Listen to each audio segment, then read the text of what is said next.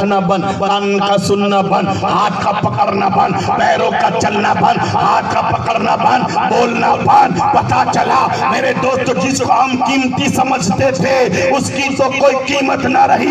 قیمتی چیز تو وہ تھی جو نظر نہیں آتی تھی، جو نظر نہیں آتی تھی۔ آنکھ کی قیمت جس نے بڑھائی، کانوں کی قیمت جس نے بڑھائی، ہاتھ کی قیمت جس نے بڑھائی، وہ نظر نہیں آتی۔ پتا چلا میرے دوست ایسا نہ سمجھنا کہ جو دکھتا ہے اس کی قیمت ہوتی ہے، کبھی کبھی جو نہیں دکھتا وہی قیمتی ہوتا ہے۔ مجھے کہہ لینے دیا جائے نبی کی محبت دکھتی نہیں مگر قیمتی اتنی ہے کہ ابو بکر میں آئے تو صداقت کا تاجدار بن جائے، عمر میں آئے تو فاروق اعظم بن جائے، عثمان میں آئے تو ذوالنورین ہو جائے، علی میں آئے شیر خدا ہو جائے، عبدالقادر میں آئے غوث اعظم بن جائے، معین الدین میں آئے تو ہند کا رافع بن جائے۔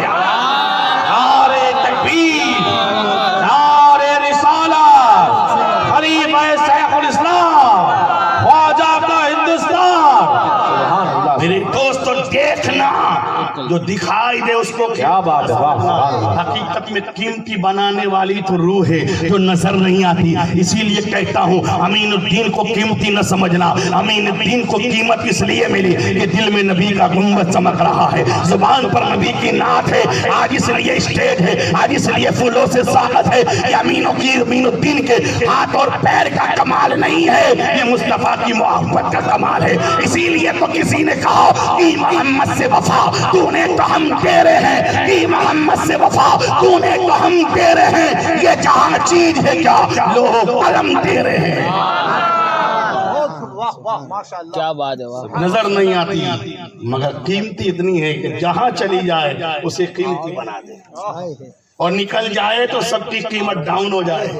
اشرف علی، توجہ زور سے، اشرف علی کتنا اونچا نام، اشرف علی، مگر نبی کی محبت کو نکال دیا، عشق رسول کو نکال دیا تو اشرف علی نہ رہا، اثر پھیلی ہو گیا۔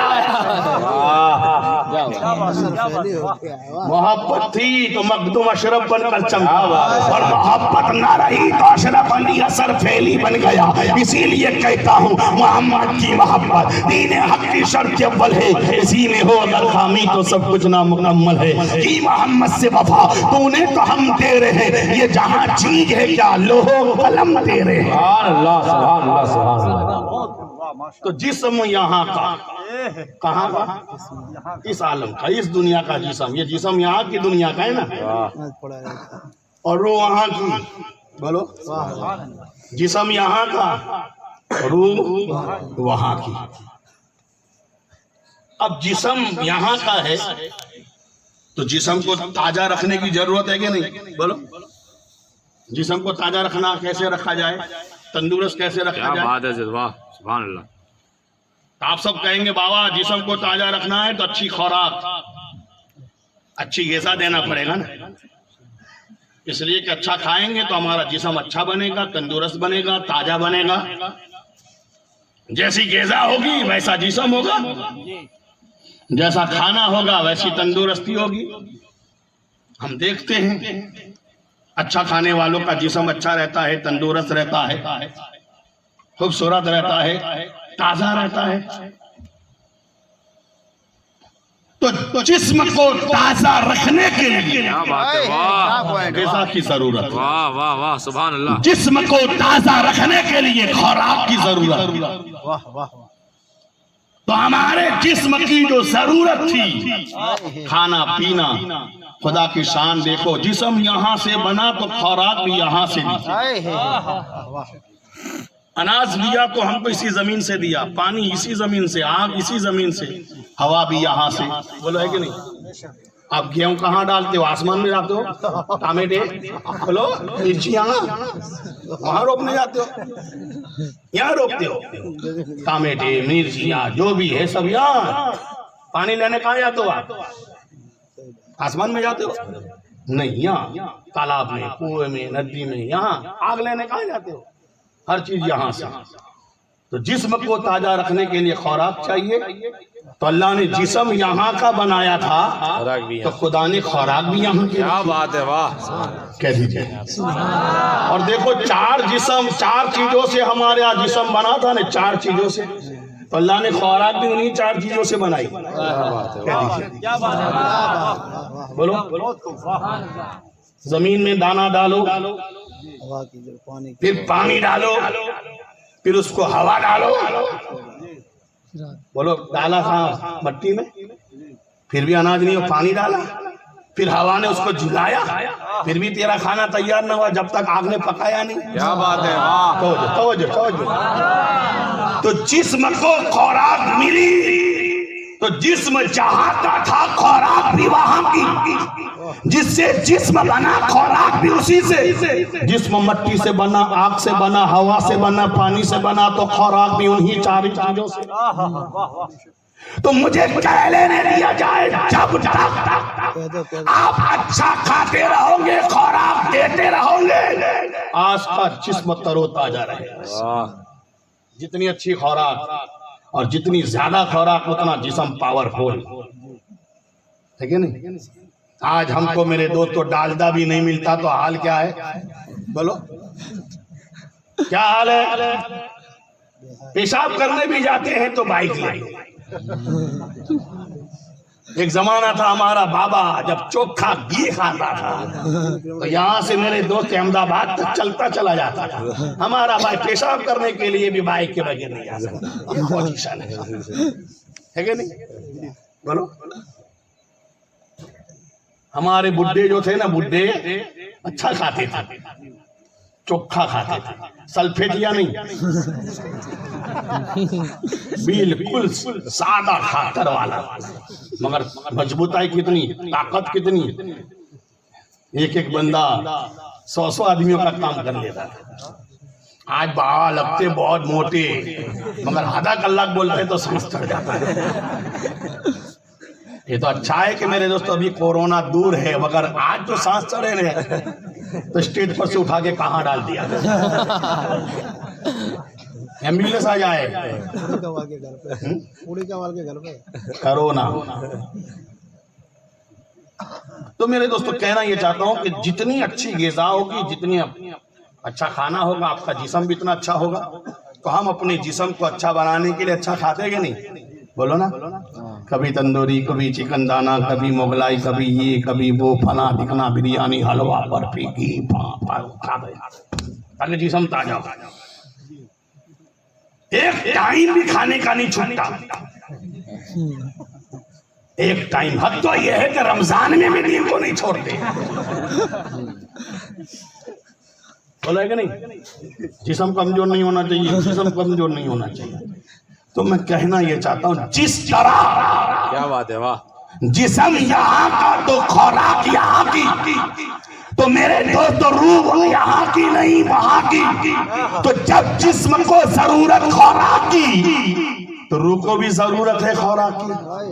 اگر جسم کو تازہ کرنا ہے تو کھانا کھانا پڑے گا، خوراک لینی پڑے گی، غذا کا استعمال کرنا پڑے گا۔ تو روح کو بھی تازہ کرنا ہے، روح کو بھی موٹا کرنا ہے، روح کو بھی تندرست کرنا ہے، روح کو بھی تندرست بنانا ہے، تو اس کو بھی غذا دینی پڑے گی۔ اس کی غذا کیا ہے، اس کی خوراک کیا ہے، اس کا کھانا کیا ہے، اس کا کھانا کیا ہے؟ تو میرے دوست علماء جواب دیتے ہیں، ہمارا جسم یہاں کا تھا تو خوراک یہاں کی، اور جب روح وہاں کی ہے تو اس کی خوراک بھی وہاں کی۔ اگر تمہیں جسم کو تازہ کرنا ہے تو بریانی کھا لو، جسم تازہ ہوگا، پلاؤ کھا لو، جسم تازہ ہوگا، حلوہ کھا لو، جسم تازہ ہوگا۔ اور اگر روح کو تازہ کرنا ہے تو فجر پڑھ لو، روح تازہ ہو جائے گی، سحر میں چلے جاؤ، روح تازہ ہو جائے گی، عصر میں جھک جاؤ، روح تازہ ہو جائے گی۔ یہ نماز روح کی خوراک ہے، یہ روزہ روح کی غذا ہے، یہ حج روح کا کھانا ہے، یہ زکات روح کو تندرست کرتی ہے۔ تو جتنا انسان اچھا کھاتا ہے اس کا جسم اتنا اچھا بنتا ہے۔ اسی طرح جو جتنی زیادہ نماز پڑھتا ہے، جتنے زیادہ روزے رکھتا ہے، جتنے زیادہ میرے دوست حج کرتا ہے، جتنی زیادہ سخاوت کرتا ہے، اس کی روح اتنی ہی پاورفل ہو جاتی ہے۔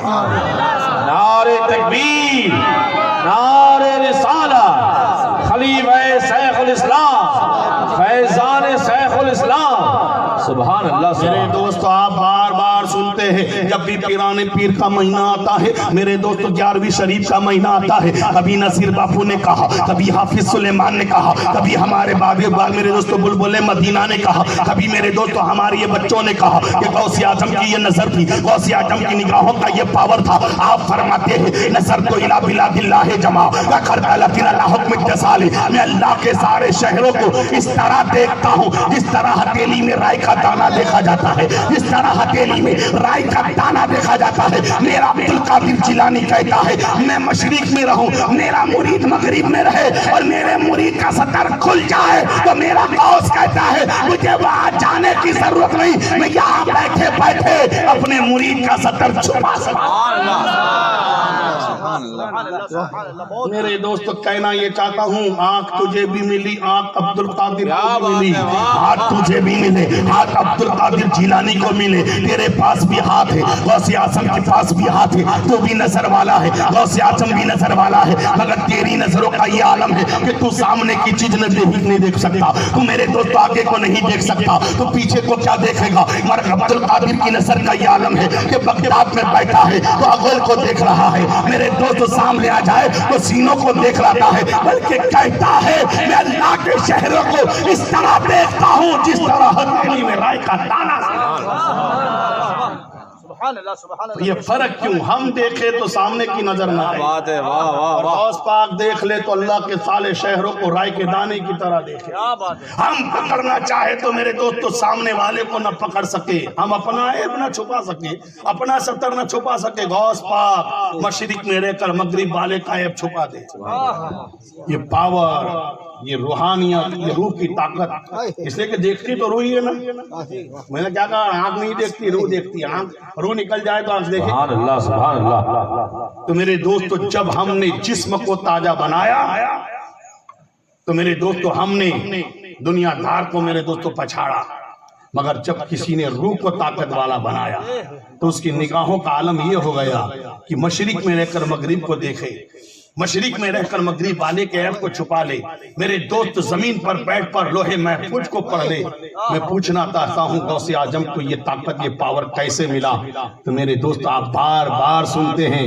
کہ میرے غوث اعظم نے اپنے جسم کو پھر پالا ہے پہلے اپنی روح کو پالا ہے جسم کو بھوکا رکھنے سے جسم کمزور ہوتا ہے مگر روح کو پاور ملتا ہے جسم کو پیاسا رکھنے سے جسم کمزور ہوتا ہے مگر روح کو تازگی ملتی ہے نماز پڑھنے سے روح کو پاور ملتا ہے سجدہ کرنے سے روح کو پاور ملتا ہے روز میرے دوست زکات دینے سے روح کو پاور ملتا ہے عبادت کرنے سے روح کو پاور ملتا ہے غوث اعظم کا یہ پاور اتنا کیوں تھا تو آپ سب جانتے ہیں کہ ہم 5 وقت تو جانے تو جمعہ تک کی نہیں پڑھتے اور غوث اعظم کی نماز کی بات آتی ہے تو عبدالقادر جیلانی کہتے ہیں میں نے 40 برس تک عشاء کے وضو سے فجر کی نماز پڑھی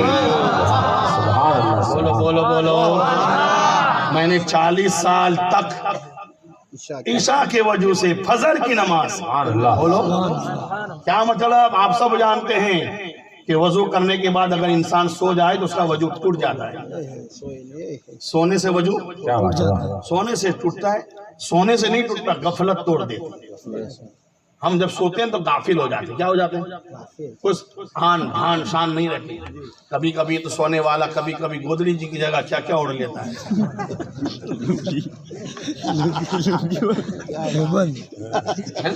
کیا اڑ کوئی دھان نہیں رہتا ہے اس کی لاری اگر 4 پہی کو اٹھا کے آپ کھیت میں ڈال دیں تو کسی کو پتا نہیں کچھ لوگ ایسے سونے والے ایسے سونے والے ہیں میرا امام کہتا ہے سونا جنگل رات اندھیری چھائی بدلی کالی ہے سونے والے جاگتے رہیے چوروں کی رخار اللہ ایسے سونے والے مگر یہ سونے سے وجہ نہیں ٹوٹا سونے میں جو ہم غافل ہو جاتے ہیں نا غفلت کچھ بھان سان نہیں رہتا پتہ نہیں ہوا نکلی کہ نہیں نکلی اس لیے میرے دوستو وضو کا ٹوٹنے کا حکم دیا ناقص وضو سونے کا کارن ناقص وضو بن گیا یہ ہر بندے کے لیے مگر ہمارا نبی عشاء کا وضو کر لے اور پوری رات سو جائے سبحان اللہ سبحان اللہ ہم 1 سیکنڈ 1 منٹ غفلت کی نیند سو جائے تو ہمارا وضو ٹوٹ جائے اور آمینہ کا لال عشاء کا وضو کر کے سو جائے، فجر میں اٹھے، نیا وضو کرنے کی ضرورت نہیں ہے۔ سبحان اللہ، اس لیے کہ نبی کا وضو سونے سے نہیں ٹوٹتا تھا، کیوں؟ اس لیے کہ نبی جاگتا ہے تب بھی غافل نہیں ہوتا، سوتا ہے تب بھی غافل نہیں ہوتا۔ جب میرا نبی جاگتا ہے تو میرے دوستو صدیق کو صداقت ملتی ہے، اور مصطفیٰ سوتا ہے تو میرے دوستو اس رات کو نبی کو معراج ملتی ہے۔ سبحان اللہ، سبحان اللہ، سبحان جاگتا ہے تو صحابہ سے ملاقات ہوتی ہے، اور سوتا ہے تو اپنے خدا سے ملاقات ہوتی ہے۔ نہ جاگنا اس کا نقصان والا ہے، نہ سونا اس کا نقصان والا ہے۔ ارے جس کے سونے کا یہ کمال کہ سو جائے تو خدا سے ملے، اللہ، اس کے جاگنے کا علم کیا ہو؟ سبحان اللہ، سبحان اللہ۔ تو سونے سے وضو نبی کا نہیں ٹوٹتا تھا۔ بولو جب وضو برابر نہیں ہوا تو ہم نبی کیسے برابر ہوئے؟ جس کا ایک منٹ وضو نہیں ٹکتا ہے، اللہ جانے کیا کھاتے ہیں یہ جماعتی، کتنا کھاتے، کیسا کھاتے ہیں کہ وضو رہتے سب کو گیس ٹبل، اور پھر بھی نبی کی برابری کا دعویٰ۔ کہنا یہ چاہتا ہوں سرکار غوث اعظم نے اپنی روح کو کیسے پاورفل بنایا کہ 40 سال تک عشاء کے وضو سے فجر کی نماز پڑھی، 15 سال تک ایک پیر پہ کھڑے رہ کے پورا ختم قرآن کیا، ایک پیر پہ کھڑے رہ کے بسم اللہ سے شروع کرتے تھے تو والناس پر ختم کرتے تھے۔ ہم 112 پڑھتے تو 10 بار دیکھتے کتنے وصفے باقی، کتنے رکوع باقی، کتنے ورق باقی، اور گھر کا مالک نہ دیکھتا ہو تو کب چمہ کر کے رکھ دے پتہ نہ چلے۔ جاہلوں کی بات نہیں کرتا، اچھے اچھے عالم اور حافظوں کی بات کرتا ہوں۔ میرے دوستو مگر کرے کہ ایسا نہ سمجھنا کہ اس نے مکمل نہیں پڑھا تو فائدہ کیا۔ دارالعلوم کے بچے یہ تیرے گھر کے ہیں، مگر جب دارالعلوم میں مدرسے میں جاتے تو نبی کہتے یہ میرے مہمان، سبحان اللہ، وہ پڑھے نہ پڑھے تیرے گھر آ جائے نا تب بھی تیرا گھر میرے دوستو برکتوں والا بن۔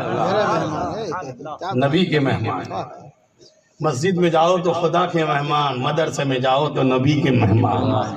سرکار فرماتے اگر کسی کو دنیا میں جنتی دیکھنا ہو تو مدرسے کے بچوں کو دیکھ لے۔